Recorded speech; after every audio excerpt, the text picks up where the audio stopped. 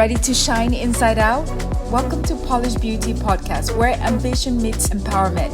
We talk business, beauty, brain, body.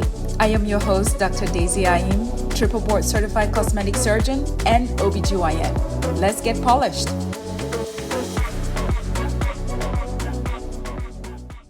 Tonight on the Polished Beauty segment, we have our contributor, triple board certified cosmetic surgeon and OBGYN, Dr. Daisy Aim. And together, we're peeling back the layers of social media, self-image, and the mental toll of curated perfection. She's seen firsthand how digital trends impact aesthetic choices and self-esteem. We're chatting filtered reality, how social media is rewiring our self-image and mental health. There's a science of self-image. Navigating authenticity and approval in the digital age matters. Let's talk numbers. 90% of young women use filters on their photos, and 1 in 3 teenage girls say social media makes them feel worse about their appearance. A study from Harvard University found that every like or comment on social media activates dopamine receptors in the brain, the same ones triggered by gambling or drug use. Even more shocking, procedures like facial contouring and lip enhancements have surged by 25% among people under 30 years old, often inspired by unrealistic filtered beauty standards. But beyond beauty, what about identity? Who are we online versus who we really are? How do we balance authenticity with the overwhelming desire for approval? Here to break it all down for us is Dr. Nina Ellis Hervey. With us tonight, a tenured professor, licensed clinical and school psychologist, and the powerhouse behind Beautiful Brown Baby Doll, a platform with over 1 million followers. Her work explores self-esteem, personal presentation, and the intersection of mental health and social media. So excited to dive right in. Welcome to the show, superstars, Dr. Nina and Dr. Daisy. Hello to both of you. Thank you So for having me on. I appreciate you. So excited to have you on. Very, very important topic, social media and self-perception. Now, Dr. Nina, social media has created an environment where people curate their online personas, showing only their best moments, right? The term Insta-worthy has become part of everyday language, and studies show that many people feel pressure to be authentic while also fearing they aren't perfect enough. From your research, how does this constant self-curation affect our mental health and self-perception? We are all embedded with feelings, beliefs, and thoughts from childhood that tell us who we are. And some of us have lower self esteem and higher self esteem. Some of us have something called a higher or external locus of control or internal locus of control, which is where a lot of my research comes from. And a lot of times, the voices from outside us have more to do with what happens in the course of our lives. Now, some of us have a little more willpower than others and will withstand a lot of those things that are thought about us, beauty standards, thought processes, and other things that people would like for us to do. And it's more difficult for most of us to withstand a lot of that. So when people tell us we need to look a certain way or do things a certain way, or we would look better in that outfit or with that look, we usually go with the grain. So we don't stand out. And those that do stand out are often criticized. So then you're kind of pushed back into that mode of what others think that you should be. So it is quite high. It's most people that even we think have the highest self esteem have a big difficulty with not going against the grain, especially when it comes to how you look on the outside and how you present. That's such a powerful perception. It really makes you question whether we're using social media for self-expression or if it's subtly chipping away at our confidence, right? hmm Yeah. And it And does. I think that's a very true statement you make because with social media, what you may think someone is very confident and has it together, but when you actually meet them in person, you're surprised to see a completely different persona. So I want to know, how do you think social media is reshaping beauty ideals and what impact does that have on self-worth? Oh, the internet is truly, I mean, social media, period, has really shaped what we believe we should look like. Mhm. We can take pictures and change them into what we think is better or worse. We really compare ourselves to others because we have a constant feedback loop, right? Mhm. So we're thinking this picture got more likes. So people must have liked how I looked here. So let me curate my look and my timeline to look like this. And what we find ourselves falling into is we then again do not stand out. We don't have our own authentic or unique look. Mhm. And so we take from what everybody else is thinking is our best face, and we're Yeah. putting that forward more often than not, even when it may not gel with who you are and what you are. And some of us, again, from childhood, thought we were, beautiful or those types of things. And then social media came in and we were like, oh, we're asymmetrical here, or our eyes a little higher, or not realizing that those are the human parts that Mhm. sometimes make us more attractive. So we've kind of taken on a stamp of this is what you have to look like, and we map it out based on that instead of our own unique perspective and look. It's an important perspective, what you just said. And that line between digital enhancement and reality has become so blurred, to your point, that people are chasing perfection that doesn't actually exist. And Wow. and we hear so much about FOMO, which is what I want to talk about, social media and the fear of missing out. So Mhm. the fear of missing out. Research shows that nearly 70% of social media users experience FOMO, and it's linked to increased anxiety and Mhm. depression. How does constantly comparing our behind the scene moments to everyone else's highlight reels impact our self esteem, Dr. Nina? It's stressful. It's stressful. First off, we have life altogether, right? Life comes with its ups and downs. It throws things at you anyway, right? That are going to affect your health, your self esteem, your self worth. But then imagine constantly all day, as most people do, looking up and down a timeline where all those things are unreal, or we can change what that reality looks like. That is going to cause grave stress in the body, in the mind, in how you position yourself. You're always and constantly overly picking at yourself. And that just causes stress overall. So then over time, that develops into depression, which can beget anxiety and cause you to feel even less than your counterparts or others or peers or people who don't even know you're comparing yourself to them. Because I really do believe a lot of us, those of us that do have that standalone confidence, we really don't compare ourselves to other people, and it takes time to get there. And so the look that we're portraying is just something that we thought was beautiful. And meanwhile, someone is looking at it and trying to reproduce it. And when they can't get there, they're stressed. And it really weighs on their mind and mental well being. We're living in a cycle of compare, despair, repeat without even realizing it. Yeah. Absolutely. In the medical world, we have what body dysmorphia. That's a terminology we know, we recognize. But now with this digital age, it's now called Snapchat dysmorphia. What does that tells us about body image issues in the digital age? I mean, I hate to say that that tells us that it's more manufactured, right? So it's not something that has naturally developed. It's not like we have um over time really developed into human beings that look at ourselves naturally in that way. We have shaped the way we look at ourselves. Mm. Instead of celebrating differences, instead of being okay with how we perceive ourselves or how others perceive us naturally, we try to fit into a mold. And that mold online is based on filters, right? I need the smooth skin filter, or I need that high definition only to change it to make it look more AI-esque. So now what we're finding is that people are using the internet to really come up with a fantasy of what they want to look like as opposed to who they really do. And I thought it was interesting that you mentioned sometimes you see people and then you figure out they don't have the confidence and self-esteem, but also what happens is they set themselves up for failure too, because when you meet them, they don't look like themselves. Mhm. And that may not be the worst thing.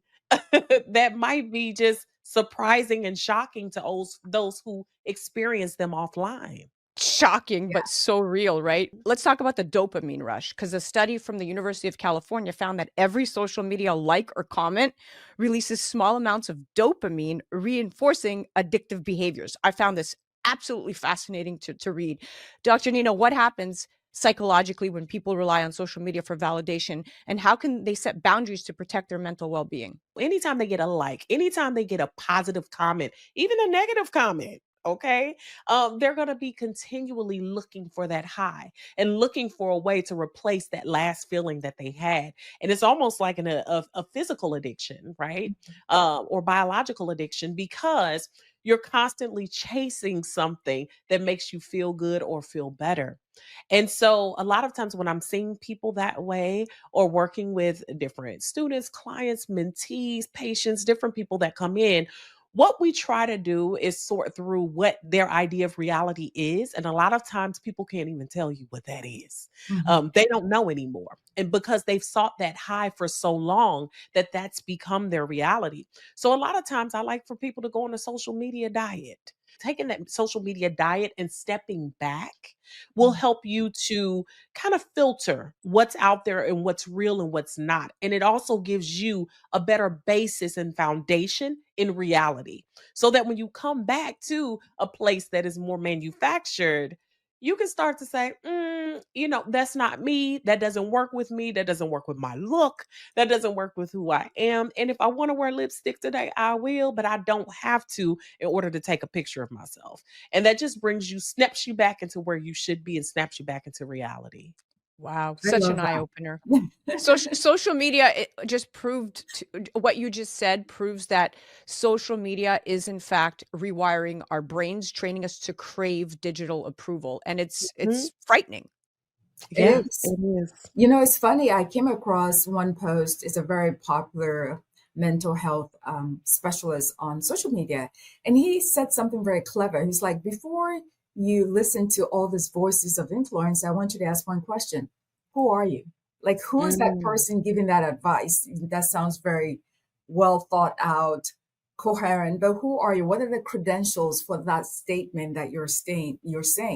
So with that, Dr. Nina, I want to know, is there a responsibility for influencers to have in shaping self-esteem, especially in this digital age, so they can be healthy? Oh, yes. I think there's a huge ethical responsibility. I think it is great that social media has opened up a place and platforms for us to be able to share our truth and Mm. share who we are and what we are. But I think sometimes what happens is those parasocial relationships, or where we build relationships with influencers that we feel like we're their actual family or friends, can be detrimental. And this is why, even in what I do, of course, I'm bound by ethics, I'm bound by my own oath, but I try to make sure that I tell people even certain ideas and thought process that I have. These are my own. This is the research portion, this is the scientific portion, but this is my own lived experience. So if you choose to think about things the way that I do, I want that to be your own independent thought process, rather than it being because you think it's gold because I said it, or it's law, or it's truth because I say it. And I think more of us and more influencers out there, I don't necessarily call myself an influencer, I think I'm an educator, but as influencers, I think it's important to make sure that your mind is where it should be. And even if you don't have the self-esteem needed, or that you feel is at the level that you would like it to be, I think being transparent even about that point, so that those who follow you can make sure that they understand that this is your lived experience. It's not science. It's not something that is set in stone, and it should not be used to lead them in their own lives unless they choose to take parts of it that apply. Mm. Well, Very wise, yeah, very wise. extremely. Now, beyond self-image, social media has changed how we interact with each other, and heavy social media use can lead to increased loneliness, even though it's designed to connect us. How do digital personas affect real world relationships? What can people do to maintain that genuine human connection, even though we're so plugged in? Oh, I've met people and I didn't know they knew me from the internet, and they kept quiet about it.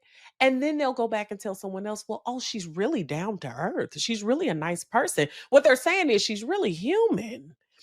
And I had to watch even the way that I portrayed myself, because I'm like, am I portraying myself as a non-human person? Mm. But what you have to realize is, for all of us, this is a highlight reel. we're not picking up the camera when we're at our lowest. And so I think the humanization can become difficult. The connection can become difficult in real life because, or in your day to day life, because you've really become a persona online. And so then, even when others perceive you, they have a thought process of how you should be or how you might project yourself. And so I say the way to take that back again is that social media dieting, realizing what your real world perspective is and putting that in perspective with what you portray online. Doesn't mean that you have to tell people all your business. Doesn't mean everybody has to know everything you do. But I think it's important to infuse parts of you that are real, lived, in order for you to respect that and also to portray that in your day to day life and stay fluid in who you are, respectively, and don't let social media define who that is for you. Preach. I want to know, where do you see the future of self-image in this rapidly evolving digital landscape? Because it's here to stay. It's not going anywhere. Yes. I see. Where do I see self-image going? To your point, Dr. Aim, and then I will say that one thing that I am starting to see happen that wasn't there when I first came onto the social media landscape was a lot of the professional voices. And I think more, and when I say professional, I'm not downing the lived experience of other people, but I think there has to be balance. I think there should be that, but there should also be the professional curtailing that allows others to know or where they can go for the real scientific background and the information and the research, but also the lived experience. So, where I see this going is that now I'm seeing more professionals, more people in various areas and disciplines come with the actual expertise and years behind them and the knowledge in order to be able to talk to certain popular topics, or to be able to lend advice or information within constraints and within what they should. But I think I'm starting to see that. And so my faith in social media in the future as it moves forward is that we will have a balance of those voices, that people's self image will be more positively affected by the voices that aren't just echo chambers, that aren't just people who want to hear a certain type of topic and only that, and also spreading misinformation. So I think we're going to have more of a balance as time goes on, more, regulations, hopefully, that will come about, more ethical behaviors based on our respective disciplines that will allow others to be able to have some couth about the things that they put out there. Yeah.